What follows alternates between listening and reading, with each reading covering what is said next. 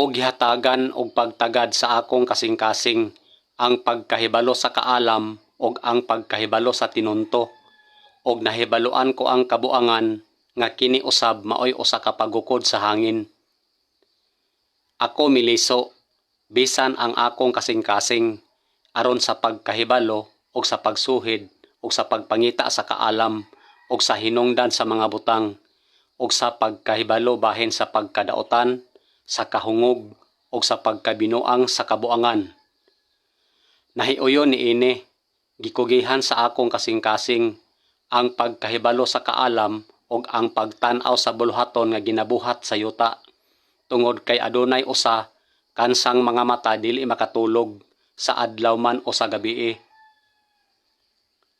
Gipangga usab niya ang iyang katawhan, ang tanan nilang mga balaan anaa sa imong kamot, og sila naglingkod diha sa imong tiilan, midawat sila sa pipila sa imong mga pulong. Ang mga tiil sa iyang mga maunungon iyang ginabantayan, kon bahin sa mga daotan sila gipahilom diha sa kangitngit, kay dili pinaagi sa kusog nga ang usa ka tawo mahimong labaw. Itugyan kang Jehova ang imong dalan, og salig kaniya, og siya mulihok. Dugang pa ang ilang gugma og ang ilang pagdumot og ang ilang pangabugho nahanaw na, og sila wala nay bahin hangtod sa panahong walay tino, sa bisan unsa nga buhaton ilalom sa adlaw. Aron inyong mapamatud-an ang inyong kaugalingon nga mga anak sa inyong amahan nga anaa sa mga langit.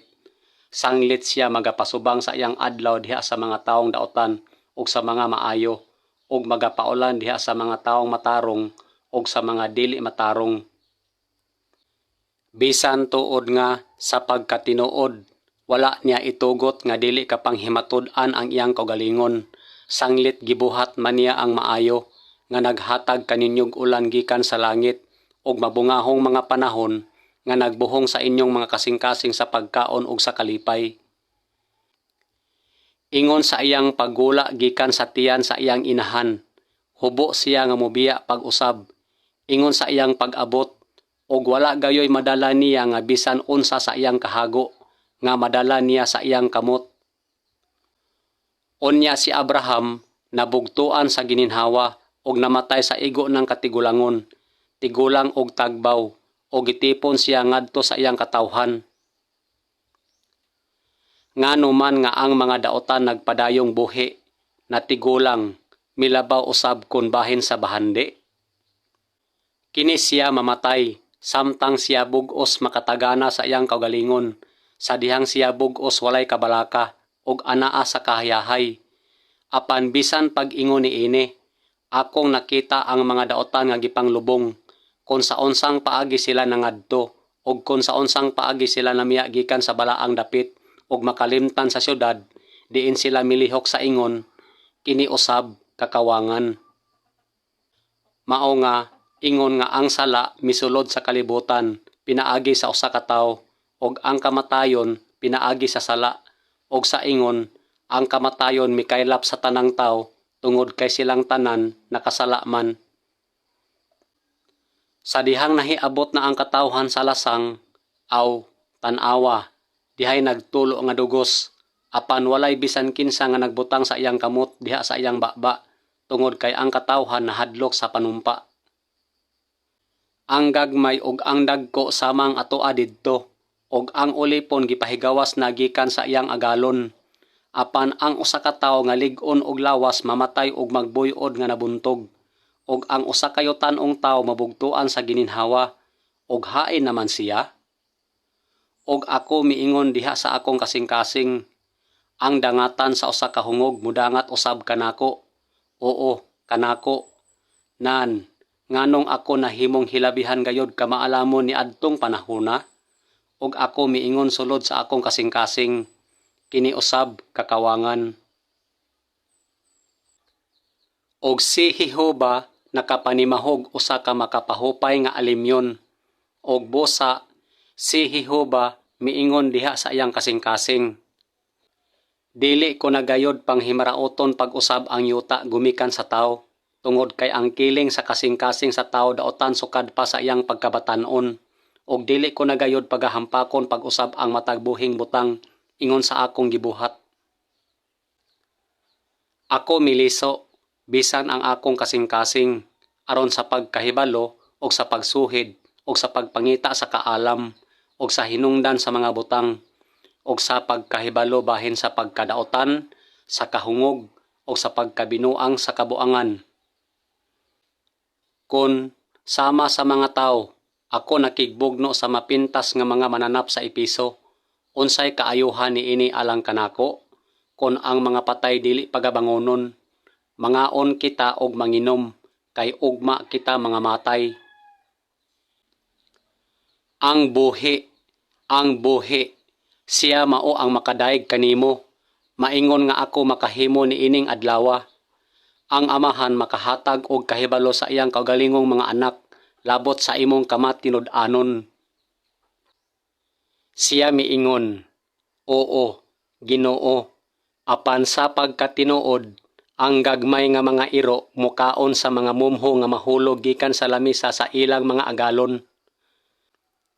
Busa gikanaog siya sa iyang mga alagad gikan sa karo o gipasakay sa iyang ikaduhang karo nga igugubat o gidala siya sa Jerusalem.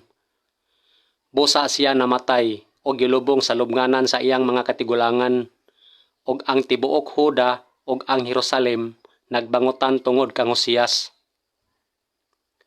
Ang leon nga mao ang labing gamhanan taliwala sa mga mananap og dili mo talikod sa atubangan ni bisan kinsa.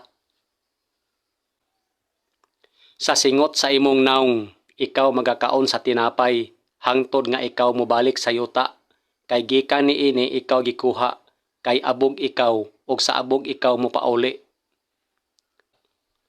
Og ako muhigda uban sa akong mga amahan, og ikaw magdala kanako gawas sa Ehipto, og maglubong kanako sa ilang lubnganan. Busa siya miingon, ako mubuhat sa pagtuman sa imong pulong. Mao nga, ingon nga ang sala misulod sa kalibutan pinaagi sa usa ka tawo, ug ang kamatayon pinaagi sa sala, ug sa ingon, ang kamatayon mikaylap sa tanang tawo tungod kay silang tanan nakasala man. Pagabuhaton mo ba ang kahibulungang butang alang sa mga patay? O mubangon ba kadtong mga walay gahom sa kamatayon? Magadaig ba sila kanimo?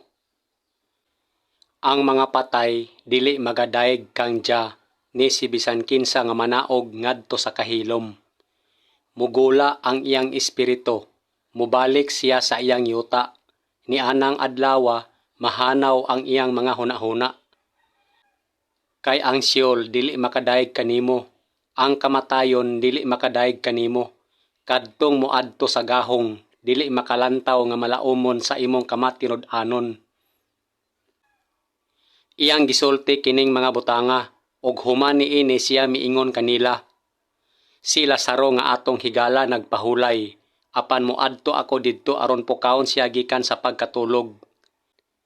Dili na siya mubalik pa sa iyang balay, og ang iyang dapit dili na muila kaniya. Maanaa unta sila sa kanunay sa atubangan ni Jehova, og putlon unta niya ang paghinumdom kanila gikan sa yuta. Kay walay handumanan sa taong maalamon nga labaw kay sa hungog hangtod sa panahong walay tino, sa mga adlaw nga miabot na, ang tanan tino nga nahikalimtan, og sa unsang paagi ang maalamon mamatay, kauban sa hungog. Sila mga patay, sila dili mabuhi, kay walay gahom sa kamatayon, sila dili mobangon. Busa, imong giliso ang imong pagtagad aron laglagon mo sila, og wag tangon ang tanang paghisgot kanila. Kay nahibalo si Jehova sa dalan sa mga matarong, apan ang dalan sa mga daotan mahanaw. Kay gibutang ko kining tanan sa akong kasing-kasing, aron susihon kining tanan, nga ang mga matarong ug ang mga maalamon ug ang ilang mga buhat anaa sa kamot sa matuod nga Dios. Ang tawo wala masayod sa gugma o sa pagdumot nga nauna pang tanan kanila. Ang tanan nga makaplagan sa imong kamot nga buhaton, buhata uban sa imong kusog mismo, kay walay buluhaton, ni lalang, ni kahibalo, ni kaalam sa Sheol, ang dapit diin ikaw moadto. Og didto magakaon kamo sa atubangan ni Jehova nga inyong Dios, ug magmaya kamo sa tanan ninyong pagabuhaton, kamo og ang inyong mga panimalay, tungod kay si Jehova nga imong Dios nagpanalangin kanimo. Sa ikawalo ka adlaw iyang gipapauli ang katawhan, og ilang gibulahan ang hari, og namauli sa ilang mga balay nga nagmaya og nagmalipayon sa kasing-kasing, tungod sa tanang pagkamaayo nga gihimo ni Jehova kang David nga iyang alagad, og sa Israel nga iyang katawhan. Og bino nga makapalipay sa kasing-kasing sa may kamatayong tawo, sa pagpasinaw sa naong pinaagi sa lana, og tinapay nga makapalig-on sa kasing-kasing sa may kamatayong tawo. Wala nay laing mas maayo alang sa tawo kaysa mukaon siya og moinom, og himuon niya ang iyang kalag nga makapahimulos og maayo sa iyang kahago. Kini nakita ko usab gayod nga kini gikan sa kamot sa matuod nga Dios. 7 ka adlaw nga sa ulogon mo ang pista alang kang Jehova nga imong Dios, sa dapit nga pagapilion ni Jehova, tungod kay si Jehova nga imong Dios magpanalangin kanimo sa tanan nimong abot og sa tanang buhat sa imong kamot, og ikaw magmalipayon gayod. Og miingon, Cornelio, ang imong pag-ampo gidungog nga may pag-uyon, og ang imong mga gasa sa kaluoy na hinumduman sa atubangan sa Dios. Apan sa matag nasod ang tawo nga mahadlok kaniya og magabuhat sa pagkamatarong, dalawaton kaniya. Bisan tuod nga sa pagkatinuod, wala niya itugot nga dili kapang himatud-an ang iyang kaugalingon. Sanglit gibuhat man niya ang maayo nga naghatag kaninyog ulan gikan sa langit, og mabungahong mga panahon nga nagbuhong sa inyong mga kasing-kasing sa pagkaon ug sa kalipay.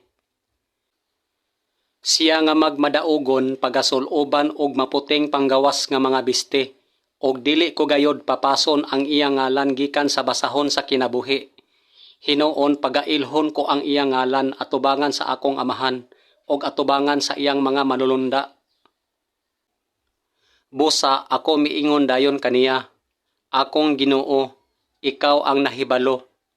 Og siya miingon kanako, mao kini sila ang nakalabang sa dakong kasakitan, og ilang gilabhan ang ilang tag-as nga mga bisti og gipaputi kini sa dugo sa kordero.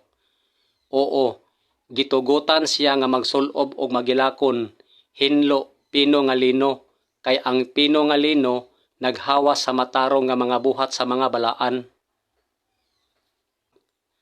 Ako wala mukaon og lamiang tinapay, og walay unod o bino nga misulod sa akong baba, og wala gayod ako manghiso hangtod nga natapos ang tibuok 3 ka semana. Apan ikaw, sa dihang magpuasa, panghiso sa imong ulo og panghilamos sa imong naong. Ikaw wala maghiso sa akong ulo og lana, apan kining bayhana naghapla sa akong mga tiil sa pinahumutan nga lana. Himuang mapanalanginan ang imong tinubdan sa tubig ug pagmaya uban sa asawa sa imong pagkabatan-on. Tan-awa, ang labing maayong butang nga akong nakita nga maanindot, mao nga ang usa mukaon ug moinom ug magpahimulos sa maayo tungod sa tanan niyang kahago nga iyang gihaguan ilalom sa adlaw, sulod sa daghang adlaw sa iyang kinabuhi nga gihatag sa matuod nga Dios kaniya, kay mao kana ang iyang bahin. Og sa tanang buhat nga iyang gisugdan diha sa pag-alagad sa balay sa matuod nga Dios ug sa balaod ug sa sugo sa pagpangita sa iyang Dios, siya milihok uban sa bug-os niyang kasing-kasing ug siya nagmalampuson. Kay ang Sheol dili makadaig kanimo, ang kamatayon dili makadaig kanimo, kadtong muadto sa gahong dili makalantaw nga malaumon sa imong kamat tinud-anon. Mugula ang iyang espiritu, mobalik siya sa iyang yuta, ni anang adlawa mahanaw ang iyang mga hunahuna. Og ang tanan niyang mga anak nga lalaki og ang tanan niyang mga anak nga babay nanindog sa paghupay kaniya, apan nagpadayon siya sa pagdumili nga mahupay og nag-ingon, kay ako manaog nga magbangutan sa akong anak ngadto sa Sheol. og ang iyang amahan nagpadayon sa paghilak tungod kaniya. Og kinahanglan nga ikaw mulihok sumala sa imong kaalam og dili tugutan nga ang iyang mga uban mahiadtong malinawon sa Seol. Busa ang Seol nagpaluag sa kalag niini og nagbuka pag-ayo sa baba niini nga walay kinutuban. Og ang maanindot diha kaniya ingon man ang iyang panon sa katawhan og ang iyang kagahob og ang masadyaon tino nga manaog ngadto niini. Ang mga patay dili magadaig kang diya ni si bisan kinsa nga manaog ngadto sa kahilom.